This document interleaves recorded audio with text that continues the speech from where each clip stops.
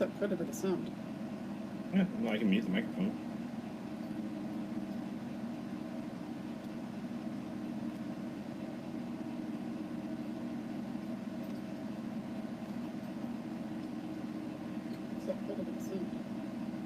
It's actually picking up from the iPad. Oh, hi there. Hi, iPad. Yeah, it's picking us up. Hi. I just muted it. Or muted.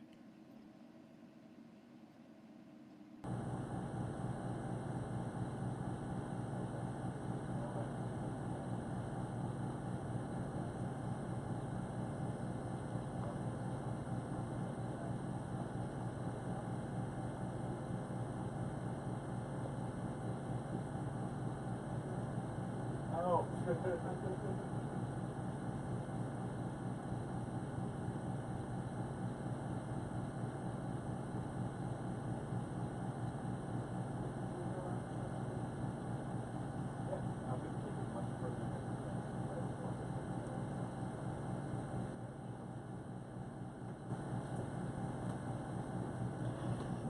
And I think we're back.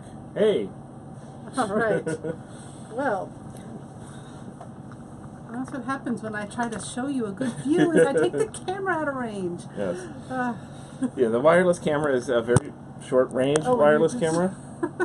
And, yeah, and be careful. There we are. And plug it back in. And it balanced just on the edge of signal in the doorway. And let's see. Make sure the audio is working. I hope it is. Can everyone hear us okay? Someone in the chat room can give us a thumbs up or something. All right, why don't you sit down in camera and range? Yeah, I said the audio is clipping a little bit. Somebody says that. So just, yeah, it's on too high gain. There, that should be better. Yay, I think we're good. Hopefully. I can hear it fine. Everything. Awesome. Hopefully. Okay. Yeah, this is totally spontaneous. Again, another one of these, hey, let's do a video tonight. Yeah, it works a lot better for us than scheduling things. I don't know. It's a Sunday. Let's do a video because we're someplace beautiful. And we just spent an amazing 10 days moored, our first mooring ball, outside, or actually right in the heart of downtown historic St. Augustine, Florida. Oh my God, it was amazing. We're not going to recap all of that because it's going to be in the produced video down the road. We recorded all about it, got lots of good footage. So we'll just say it was amazing. You'll hear about it later. Totally amazing. We're now a few miles north of there at a beautiful little anchorage.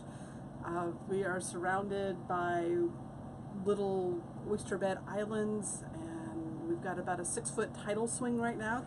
Which is interesting. I got drone footage before at high tide and at low tide, and the difference is just really kind of cool. It's very amazing. Well, you're getting a nice view out our windows behind us.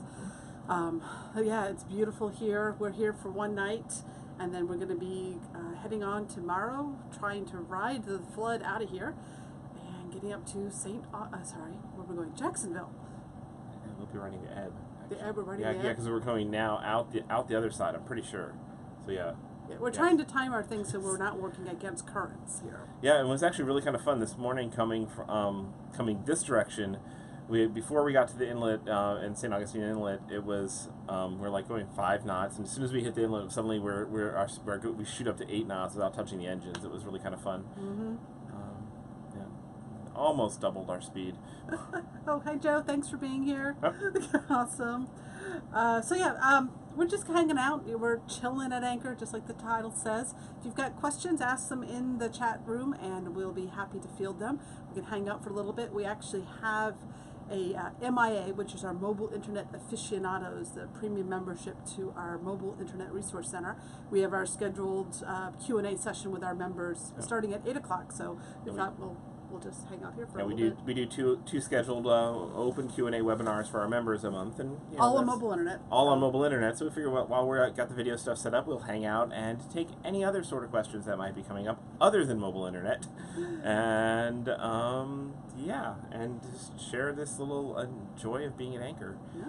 This is our longest stint, right? We are now going on 11 days being off grid. So it is our longest on the boat. I think prior to that was when we did the trip down the Everglades. The trip through the Everglades was long, about And I think 7 days. I think that one was. I think 7 or 8 days. And so yeah, we've since the last produced video we put out was on installing the new generator. Since that video came out, we've ended that with we were about to do our 100-hour oil change. Now we've added about another 100 hours just because it's been so hot and sticky during the heat of the day, and our batteries, our house batteries, are basically shot, and they're not able to last a full night either. So we've been putting a lot of hours in the generator, which has been great because it's a great way to break it in and go generator. That's why we put so much money into the generator, so we could do more of this. Yes. More of the mooring ball. I really liked urban mooring balling. Yes. Is that a thing? Mooring balling? It is now. Okay. If it wasn't, it is now. So Jimmy asked, do we still RV? Oh yeah. Absolutely. We still have our bus conversion. It is currently in storage in Austin, Texas, and we have purchased a co-op lease for an RV spot in Arizona that will be its home base, and we will be spending our winters RVing and the summers and springs boating is kind of the general intention. Yeah, so the lot will be basically where we can have a place to park the RV and start and stop our winter trips, and then we'll every winter head out to the desert Southwest and have RV adventures. And we're planning like the Escapers annual bash and New Year's Eve party out in Arizona this year. Actually, we were just talking today about possibly getting a second RV. Because why not? Let's see. Someone asked what the temperature is. Hippy Dippy Toes wants to know what's the temp. We actually have a new thermometer out there. It's 84.7 right now. It's been getting up to the mid 90s during the heat of the day. We've had overcast today, so it hasn't been as bad, but it's been a little roasty. Yeah, but compared to a lot of the rest of the country, what you folks are dealing with, being coastal Florida in summer is not that bad. It's just those hurricanes that you have to be on guard for, but you have warning for those. So now we're heading into Central Florida. Is it going to be hotter? Oh, yeah. Oh, great. Yeah. Jimmy wants to know, do we fish, dive, and snorkel? So I'm going to say kind of quietly, bring this a little bit closer, hopefully get a little better audio on us. We do not fish. We eat fish. Because we're doing the Great Loop, it'll be multi-state. So keeping up with fishing licenses is a challenge, and honestly, just have zero interest in it. No, I want other people to take the bones out for me and do that stuff. It seems like a lot of people use fishing as an excuse to hang out on the water, and I don't need an excuse to hang out on the water. Put me on a boat and let me chill. I don't want to. If we were doing more open water cruising, I mean, Yes. we're all intercoastal. We're going to be in lakes and rivers and things like that. If we were doing open water cruising, we might go to the effort of learning it, but it's a lot cheaper just to buy fish. Yeah. I would catch it if I could catch a fish that, like sizable enough to have several meals out of, as opposed to needing multiple fish for one meal. I would be down. So yeah, if I was doing blue water stuff, that would be really kind of cool. But as far as diving and snorkeling, we do snorkel. We have snorkeling gear on board, and we are both scuba certified, but we do not have scuba gear at all. And that would take up a lot of storage space, and we're not going places that are good for scuba diving. good scuba diving, yeah. Maybe once we complete the Great Loop, we might do more Caribbean and Keys, Yes. and then at that point, it would be very tempting to. It would, yeah. Oh yeah. If we were spending an extended time in the Caribbean, then dive gear would suddenly seem very attractive. Bob and Dennis want to know, did we visit the distillery on this trip? So when we were in St. Augustine, Almost. we did not actually go to the distillery, but we went to the ice plant, which is the same building as the distillery. So it's basically the upstairs, and it's the restaurant that's attached. And we had drinks made with stuff from the distillery. It was really good. And I actually meant to buy a bottle to go and forgot. But yeah, amazing food. If you're in go to the ice plant. Yes, that was probably my favorite meal stop in St. Augustine. Yes. Just amazing, and their cocktails, because it's an old ice plant, they cut the ice. They have like 6 different versions of ice there they have their cocktails custom made to go along with the ice. So they've like shaved, they have pellets, they've got blocks. Chips off the old block, and old school cocktails with custom ice. Very neat. Right. Bob and Michelle would like to know, do we have an AGS for the generator? An automatic generator start. Yeah, right now it's my finger. I've know the circuitry that I need to build when I built my own generator start circuit to integrate with our Victron inverter on the bus, and we'll eventually do the same thing for the boat, but we need the inverter and the rest of the control system first. But I have already actually done the research, electrical research on how to build the circuit to control our new generator. And for those wondering why we don't have solar and lithium batteries yet on the boat, that was all scheduled and about to be installed this time last year when we arrived to Irma. To the Keys. We had that all lined up. In fact, the day that we had to evacuate, we had scheduled for the final plans to come together with. We had found the canvas maker to do the new bimini. We had found the solar company that we wanted to work with. We had batteries about to be shipped into us, and then we had to evacuate for Irma and didn't know if we'd have a boat left. So that put us behind, and then we've had too many other projects in the past year. It's gone by so fast. But really yeah, we've gotten the generator project done, and we'll slowly be working our way through the electrical system, and hopefully by this time next year we will have ample solar and magic inverters and all that other good stuff. We've decided we're not going to tackle it this cruising season, so general plan is we'll probably cruise through sometime in October, find somewhere to store the boat, and then move back into the RV for a few months. And it just seems silly to put in expensive new batteries and let the boat sit for several months. Right. So we're going to try to find someone, get everything planned out, and do the installation when we get back in springtime, and then start next cruising season off with the new awesome electrical system. So, But that means our house batteries are dying.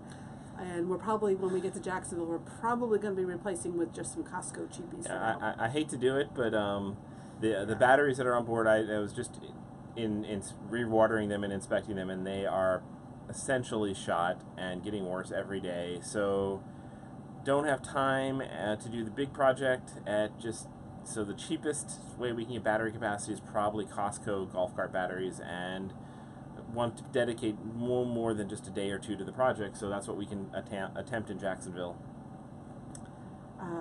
Hippy Dippy Toe says, can you believe it's been a year since Miami and Irma? So not Miami, it hasn't been a year. We did not get to Miami until November. So not quite that anniversary of that adventure. But yeah, we are coming up on, it'll be early September. I think it's September 5th is when so where were we this time last year? This time last year, we were cruising the Everglades. Okay, nice. So we were our other big extended out trip. We were coming down, we left Fort Myers, where we had spent the summer just really getting acclimated to boat life, and did our first major repositioning with a week off grid and anchoring out, and then our arrival to the Keys. So we've had some adventures since then. It's been quite a year, for yeah. Sure. It's gone fast. Let's see. Casey Outdoor wants to know any update on your mail service provider getting hassled by the local county elections official that wants to ban it as a legal address for voting. And yeah, actually there are some updates there, and I think we might try to do a video on it. So basically, St. Brendan's Isle, if you need a recap of this, is a mail forwarding service that many cruisers and RVers use as their legal domicile. And the supervisor of elections in Clay County asked the Florida Department of Elections for an opinion on if mail forwarding service addresses could be used for registering to vote as a residency. And the opinion issued by the Director of Elections was that just claiming an address in a county is not enough. You need to actually be a resident, be able to live in the county or have a connection to it. So the Supervisor of Elections in Clay County is currently turning away new SBI customers from registering to vote. They have not started knocking any of us existing folks off the rolls yet. And theoretically, they're not going to do that anytime soon because it's a long process. So hopefully that won't affect this year's election season. We just got our primary mail-in ballot, so we're good for late race right now. We have been speaking with both the Escapees RV Club and SBI's owners about this issue. They basically we're one of their outlets for getting information out, so our articles kept up to date on it. They have acquired legal counsel, and they are working with, that legal counsel is working with the legal counsel of the Florida State Department of Elections to actually get an official statement. And last we talked with them, which was just a couple days ago, they said things are looking like they might have a positive outcome. Right. And so it's basically they're hashing it out at the state lawyer level, and there's no cause just yet to march on the courthouse with pitchforks and petitions until the State Department of Election makes their higher level rulings and stuff. Right. And once they do, if they're against nomads, then it'll be cause the alarm. Then it'll be time to raise the alarm. But right now, after talking with the escapees and with SBI, we feel it is in the best interest not to do a mob mentality right now, and there's really no call to action for those of us potentially impacted until we are impacted. And unfortunately, there are people who can't register right now with sucks. the SBI address. So the SBI is being very upfront with any new customers that you can use their address for everything but voting right now as new customers, which is rotten. But hopefully they will have a full-on resolution soon. Let's see. Matt says they bought the same mattress we did on our boat based on a review of it. And they love it. Do we still like ours? And oh my gosh, it's the best cheap mattress ever. Oh my goodness, it's the best mattress ever. I mean, I rank it up there with some of the expensive ones we've had. So if you go back and look, we did a video cast almost a little over a year ago on what to do about crappy RV and boat mattresses. And what we did in the boat is we bought the Zeopedic mattress, which is sold by Big Lots for like $3.99. Yeah. And we cut the front of it to fit into the V-berth in the front. Mm-hmm. Yeah, we basically went for it as just like, let's just try it. It's cheap. We can't, we need something better than the, it was a really bad mattress. It was an inflatable, what was those called? It was a Select Comfort or Select number Comfort. And our number was no when it came to Select Comfort. It was like, we did not like the Select Comfort at all. So we just wanted something quick that we could pick up, then carry to the boat, and that we didn't mind cutting the corners off the front so it fit. It's a memory foam mattress. Right. And we've now had it a year and 3 months or so. I love it. It's ridiculously good. I'm almost thinking, so we had bought one from Helix, which is one of these mail order or internet order ones, and you give them your personal preferences and they custom make it. And the one on the bus is okay. I'm actually thinking we might pick another one up for the bus because I love the one on our boat so much. Who would have thought that like a generic Big Lots, pick it up off the floor mattress would be so good. Been super happy with it. Let's see. I'm trying to find where the questions are. That's a good crowd. Hey, a lot of people showing up. 143 people. Cool. We should do these just more spontaneous. Yeah, I like it better. It's fun to just pop in here, and it's sometimes we feel like we don't have anything to talk about. There's no fancy graphics and stuff, but that also makes it really easy. So it is, and these are fun. Jimmy says, do we ever miss the sticks and bricks lifestyle? We could visit whenever we want. I like having our house be able to go different places, and it's like we're never living out of a suitcase. We get like the best of sticks and bricks and the best of traveling with both RV and boating life. The one thing about a stationary lifestyle that I miss is a consistent community. We meet a lot of amazing people on the road. We just hung out with 5 different couples in St. Augustine. All wonderful, all amazing hangouts. But it might be months before we see any of them again. And that's something that I do miss is I would like to have, in my ideal world, I would have like a little cruising community of people that we found, or RVing community that we just kind of traveled with. That doesn't work out because the reason we like people in the first place is we're all on our own unique paths. So it's hard to make that mesh up. So I do miss that consistent community. Some of my favorite times is when we were caravanning with Nina and Paul, or Forrest and Mary, or Peter and John. It's like when we had multiple stops with people and had the best of both worlds there. Yeah. We had like that. Was it like how many months straight with Nina and Paul? 6 months. So it was like we had constant neighbors. And that was fun. That was really kind of fun. Mm-hmm.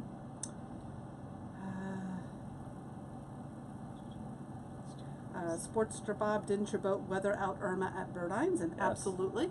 Burdines down in Marathon, Florida is where Why Not rode out Irma and survived. And Burdines is apparently doing wonderful, back in business, and we get regular reports from viewers who watch that ordeal who have now visited Burdines. They sent us pictures of the slip that we had survived in. It's like, that's a lucky slip. You know, we will always consider Burdines very special. Tom said, any red tide issues on that coast? So if you're not following it, down in the Okeechobee is having an algae bloom that is... Yeah, it's more of a green tide. It's really gross. A red tide refers to all the fish kill, but it's caused by the algae bloom, and it's coming out the Calhoun River in Fort Myers and then going up into the waters and sounds up that way, and apparently coming out in the St. Lucie channels as well. Yeah, and we are north of it. It's not impacting us here, but it sounds miserable down there. Yeah, it's not a good year to cross the Okeechobee, apparently. It looks like you're going through a river of green goo. We've seen pictures and video. Not a pretty sight. I imagine that is just havoc on sea strainers. There's a lot of questions in there about guns and stuff like that. Not really an issue I feel like talking about. We are not carriers. We're not big gun people. Nothing against guns, but it's not for us. Let's see.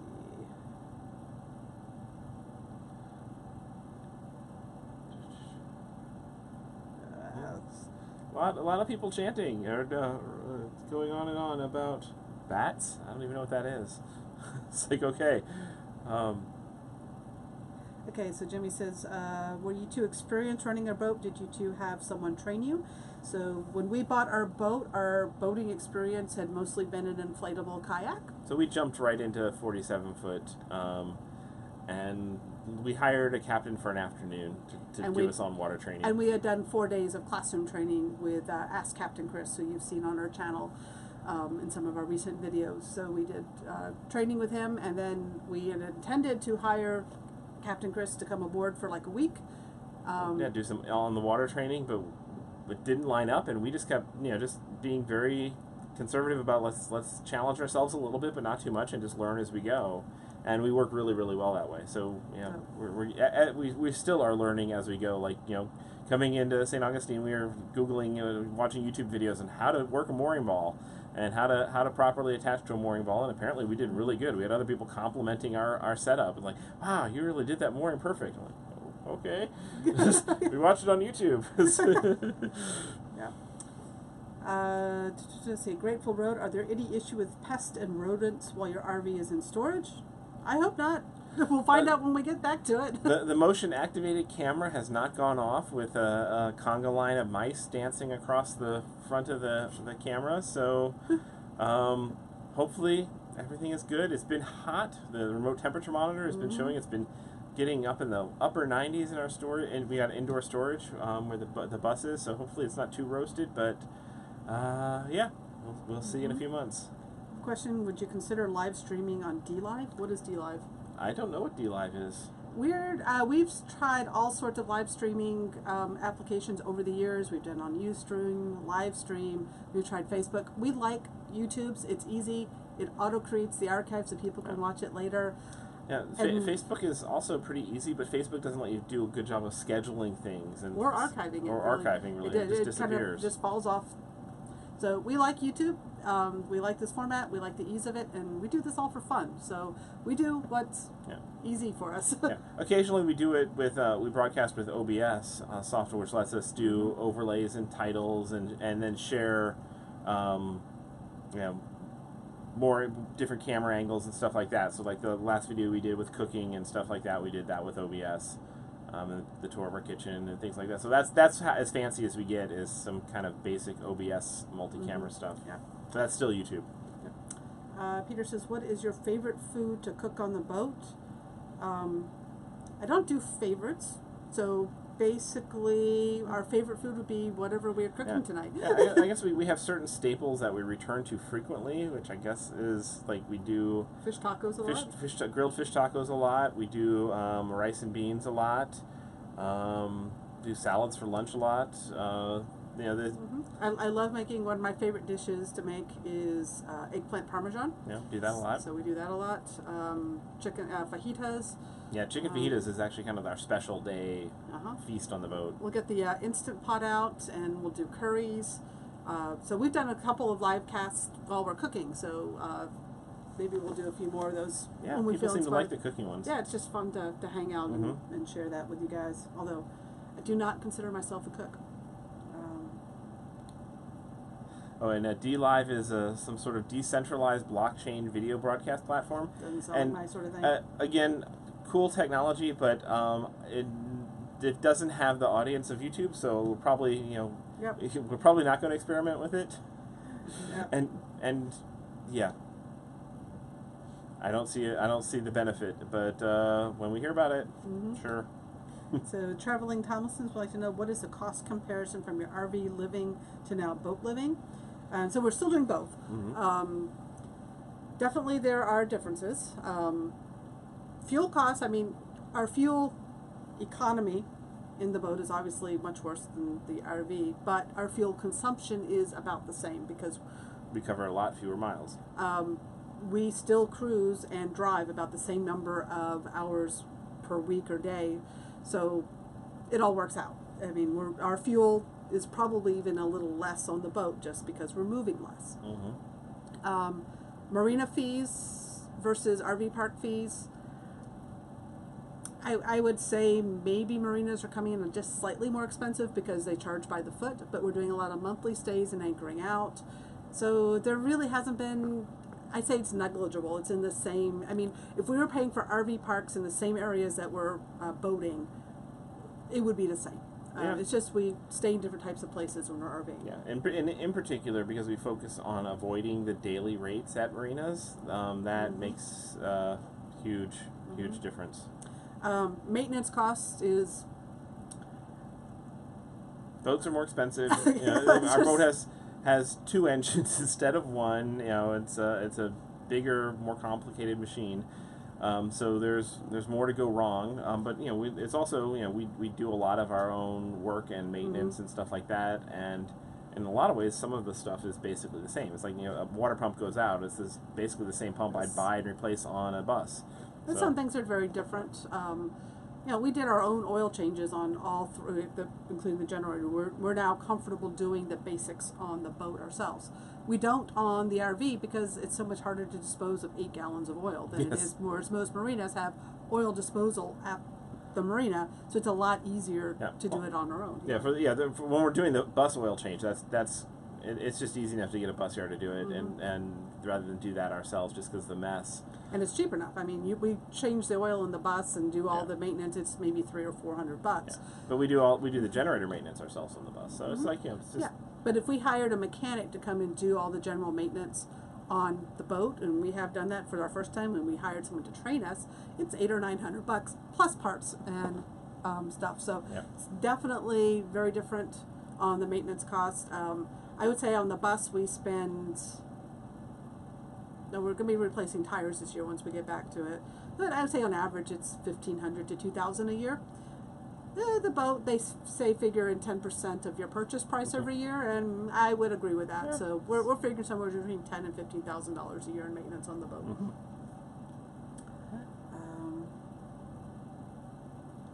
How is the cat's transition to boat life? You want to pan the camera over to the cat? Hey Kiki, what do you think of boat life? She heard. Yeah, she's obviously very stressed out about it. Yes. Oh, we gotta flip over and nap the other direction. There. So, there you go. That's Kiki transition to boat life. She's done really well.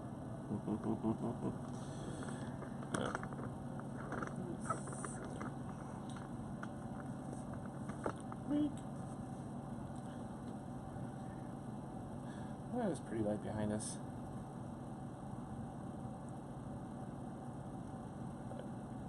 Too backlit though. Let's see how we roll. When you get to your RV this winter, do you plan to stay in your new spot you purchased, or you still plan to travel around? We will probably go to the new lot in Arizona, get established there. But we're planning to mostly travel around the southeast this year. Southwest. Sorry, whatever. The south place. So I mean, we love desert Southwest boondocking. Our bus is built for that. It's got solar panels. It's got the huge tank, so it can go an extended period of time off out in the desert, and we just, yeah, looking forward to getting out in the desert again. Mm-hmm.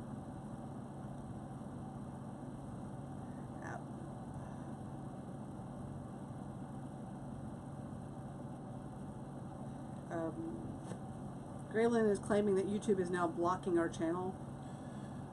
Yeah, we have not had any issues with YouTube yet. I mean, certainly if YouTube starts to become painful that way, that would be a reason to switch to some other platforms. And for now, it's still working. For now, it's still working. I mean, with a zero notice or very little notice, we can have 155 people show up on a Sunday. Which Videos is are still getting great views. I still see them show up in searches all the time. And we're not here to grow an audience. Yeah. We're here to connect with the people that feel connected to us. So I would be perfectly happy if we didn't add any more. I only want to add people who want to follow us. I'm not. Okay, that's fine. The paddle just fell over. Yep. That's fine. We're not here for growth. We're not here to sell you anything. We're not here to make money off of our channel. We're just here to share a slice of our lives. And if you want to join in, welcome. Yep.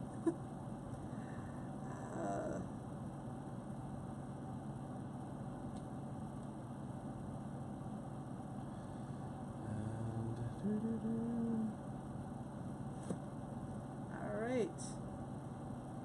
Any other questions for us that are not politically?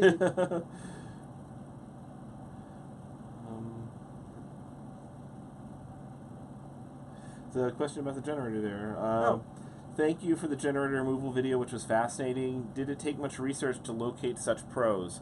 Well, so we knew Captain Chris, the guy who did the narration we did 4 days of training, and we'd met him just kind of in our boat hunting process. And we asked him for a recommendation when we were in Fort Pierce of, do you know a mechanic who might be able to help us with our generator project? We were hoping it was just going to be a repair project at the time, and it turned out to be a replace. And so his word of mouth is what led us to Eddie. And Cracker Boys, we had already heard good things about the boatyard there. So we were already planning to be hauled out there before we hit the channel marker and coming into Miami. So actually, in the boating world, word of mouth is everything. Is always just ask around for people who've had good and bad experiences, and you will hear them. And that's the best way to go on. Wendy's wants to know if the windlass works good on the Bayliner, and yes, our windlass does. And now, if you'd send us a frosty machine, that'd be probably good to add as well. There's a question: when are we planning to head to Arizona? Well, we're going to be there for the New Year's Eve party.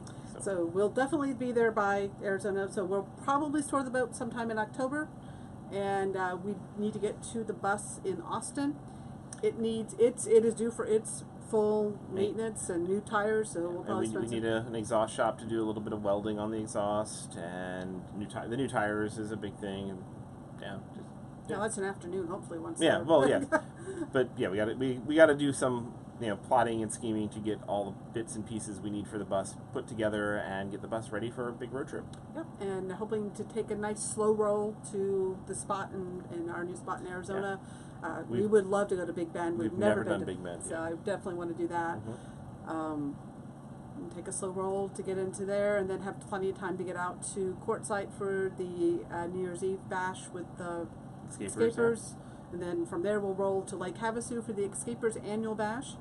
I think there's still spots available if anyone is interested in that one. That's shaping up to be a huge event this year. Yeah. And then we're just going to roam around for a bit and probably be back on the boat sometime in March is kind of the general plan.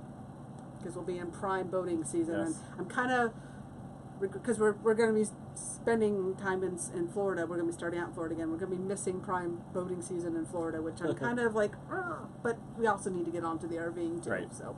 Yeah. And so we'll hurry back.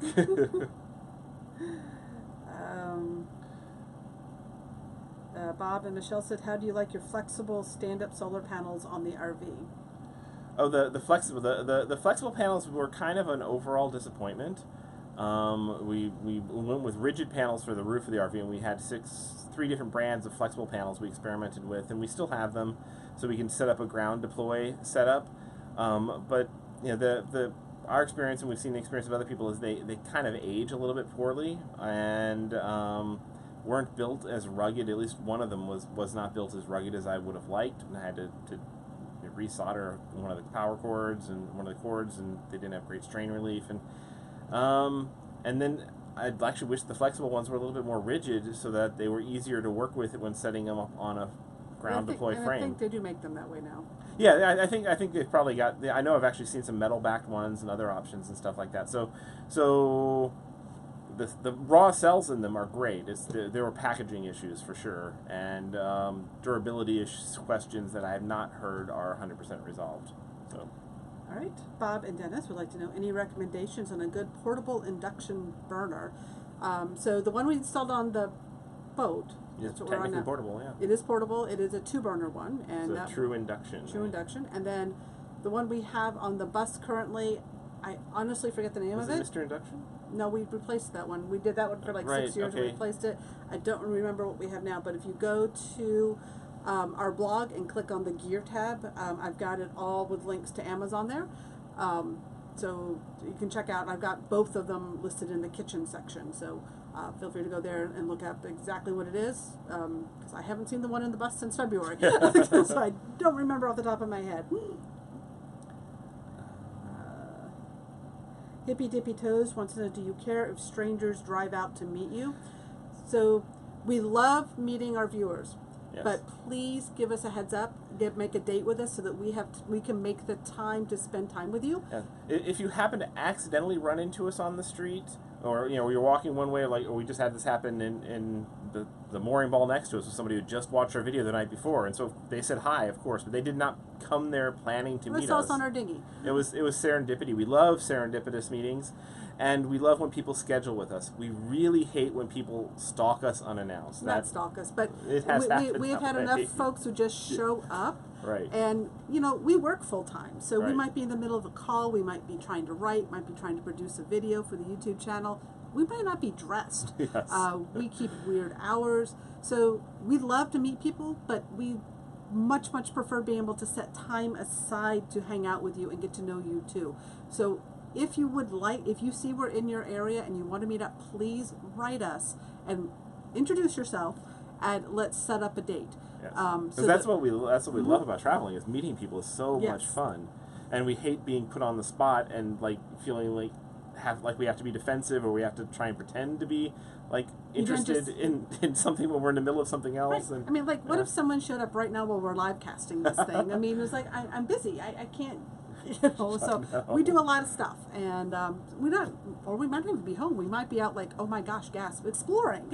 So yes. So please don't drive out to meet us. Just drop us an email and then drive out to meet us once we set a time. Yes. Are there a lot of bugs when anchored offshore? We have never really been anchored offshore. If you're referring to anchorages and stuff, like when we were in the Everglades. Oh yeah, there's bugs. The sun sets, and then the mosquitoes were the size of sparrows, and they were banging against the glass. It was.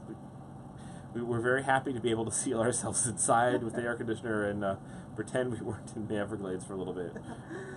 Have we seen any sharks yet?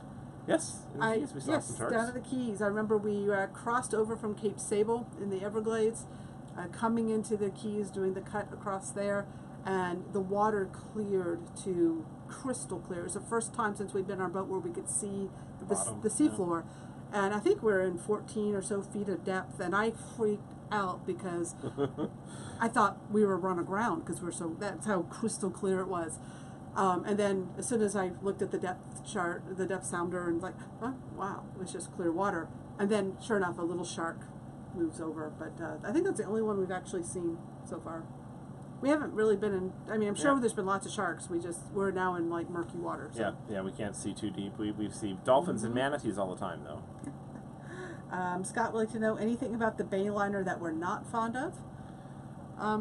Actually, I was thinking that might be a fun video to do. We're about to come up with 18 months of owning the Bayliner. Yeah, I think we probably could come up with a list of little things. They're all little things. Everything's a compromise. But. Right. Overall, I'm still love this boat, and for us and for the budget, there's much nicer boats, but you pay for the privilege of the build quality. And we go on some other boats and we're like, oh wow, the woodwork is really pristine and everything is like just gorgeous and intricate, and the Bayliner is not built to that level of quality. It's not built to yachty quality, but it costs a fraction of what some of those bigger boats do, or fancier boats do. So very happy with the Bayliner. It strikes a really great balance. This particular model strikes a really great balance for us. So yeah, that might be a good future video topic. Yeah, I think that would be. We'll have to come up with our little pet peeves and nitpicks with the Bayliner. I have some, but they're all minor. I mean, nothing major that would like have me not want to have the Bayliner. Someone says, is the Great Loop the only area you consider with your boat? Like, would you be compatible with going through the Panama Canal or up the West Coast, or would that be for a different type of boat? So this particular model of boat is best for bays, Bayliner, rivers, canals, and some coastal cruising. So this boat has been to the Bahamas twice. It could probably do some of the Caribbean with some choosing your weather windows, but it's definitely not what's considered a passage-making boat. It's not. It only has a fuel range of about 700 miles, and that's not using any generator time. So you have to plan your fuel for that. And it doesn't have stabilizers, and it doesn't. It's not. It's, you know, these are big, giant sliding windows. You know, if you're out to sea and you might have a big wave crashing, and you want to have a boat that is built to a whole different standard of seaworthiness. So we purposely picked our boat for doing the Great Loop and maybe going over to the Bahamas when we get back around. And that's what we consider this boat for. If we were to decide to do longer excursions, then it'd be a different boat. Then we would shop for a boat specifically for that type of passage. Then ask us again in several years if that's but what our thinking on that is right now. But right now we've got the perfect boat for the mission ahead of us. Steve would like to know, when do we anticipate being in Southeast North Carolina? Probably not until next year. So we, from here, we're just north of St. Augustine, and we're going to go up to Jacksonville, and we're going south down the St. Johns River to Sanford is the general plan right now. We're going to be staying inland for the rest of hurricane season instead of trying to risk going up the coast. It just seems safer and sounds like an amazing adventure. No, even aside from anything, it's the exploring in St. John seems like one of the coolest trips on the entire East Coast, and so looking forward to that, spending our time doing it really slowly, checking out some of the springs and the side trips, and there's a lot to see, and alligators. So we'll have alligators poking up against our boat, which will be kind of fun. And then we'll set out next spring after we get back from our RVing winter and head north and see how far north we get. We'll go into Georgia and South Carolina and North Carolina, and who knows when we'll decide to stop and how long we'll spend next year. Okay. Do we ever go swimming? Yes, we just went swimming this afternoon. Yes, I was swimming this afternoon. Went paddle boarding and then came back and scraped some barnacles and then went swimming. Yep.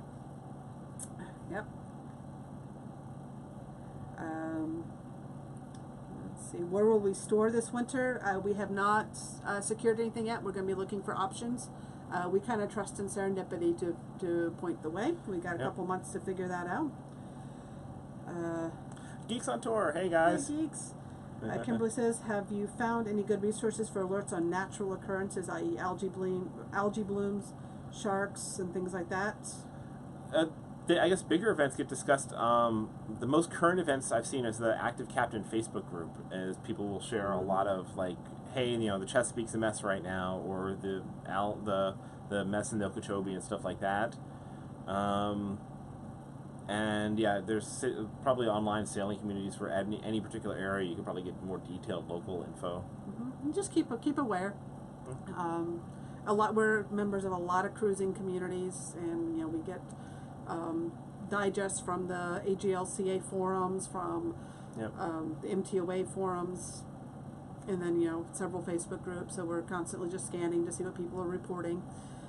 And also kind of glad we didn't get up to the Chesapeake this year, because that was the original intention, is by now we'd be at the Chesapeake. Number one, we would have had a really quick cruise up there and missed a lot of awesome along the way. And the Chesapeake apparently had a lot of runoff. Yeah, they had major flooding inland, which then brought a lot of debris into the Chesapeake, and apparently it's been a really rotten cruising season up there, just because there's like big chunks of tree floating around, a lot of trash in the water and stuff like that. So, just the nature of cycles sometimes. And so, hey, perfect. We're having a really great cruising season along through here. Yep, really enjoying it and embracing. We set out to do the Great Loop, but we're not identified by it. We are slow loopers. Slow loopers, and if it takes a decade for us to do this, that's fine. We're enjoying this pace of travel. We're enjoying getting to know the places we're going.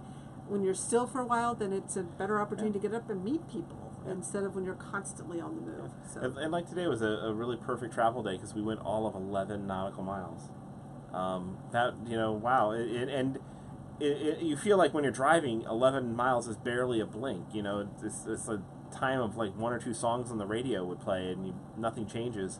But on a boat, we've like in a whole nother world than where we were this time yesterday. We were floating with downtown. Yeah, downtown, and with the ancient castle, the ancient fortress in the harbor, and all this stuff all around us. And now we are in the middle of nature with like nothing other than nature around us. Yeah. Rick would say, have we had any rough seas yet that was scary?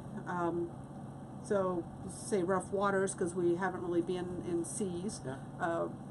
We've not really had too much. We have been very carefully planning our repositionings based upon weather. And the storm in Cape Sable is probably that was not in motion. That was at anchor. We've had some storms at anchor, yes.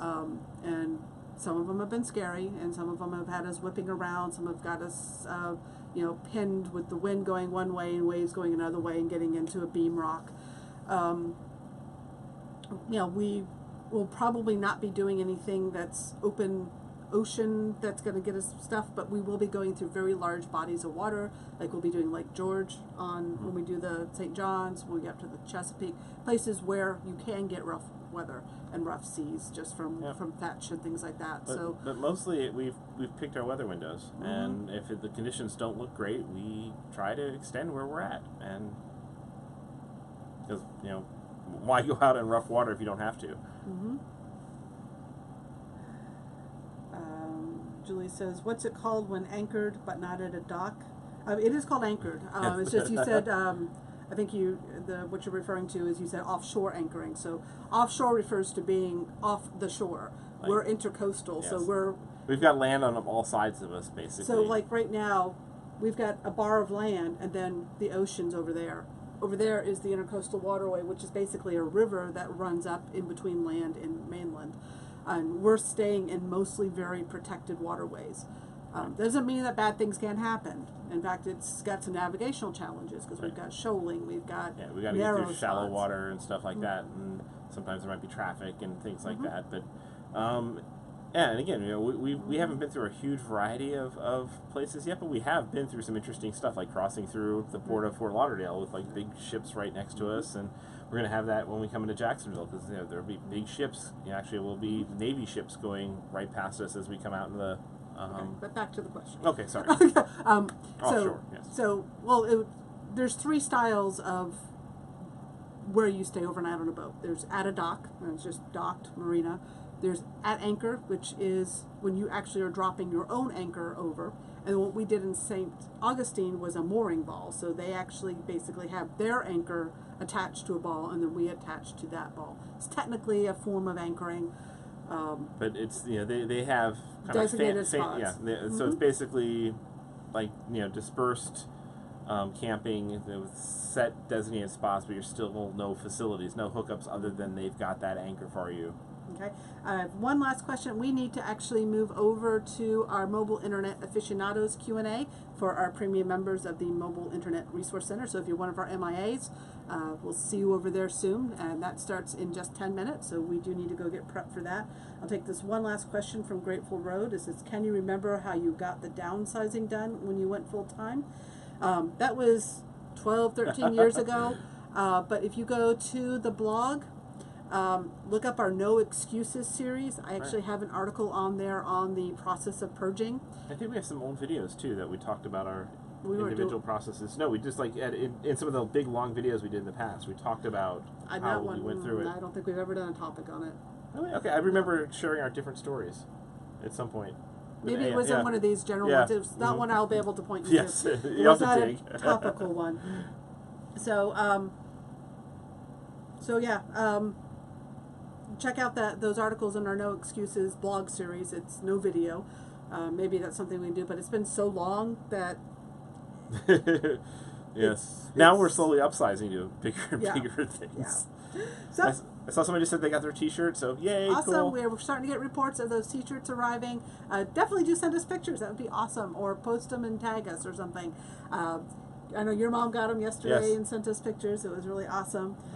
So yeah, we're gonna switch over to our mobile internet Q&A session with our premium members over there. That's part of our work life. So it's time to go to work.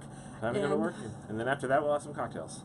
And then it's time to get to 190. Yeah, Joe, that's amazing. 190 people on a Sunday night with no notice. This is amazing. Awesome. Thank you for joining us. And we'll definitely do this again. We just enjoy hanging out, answering some of your questions, learning what you want to know about. Sometimes we do topics, sometimes we don't. Mainly I was feeling this week is I'm not going to have time to produce a video. I am 3 stops now behind on produced travelogue content, and I don't think I'm going to get to it this week. We just have so much awesome planned in the next week ahead. So I figured, well, we'll do a Q&A instead. Sounds good. Hey, thanks, guys, and we'll see you next time.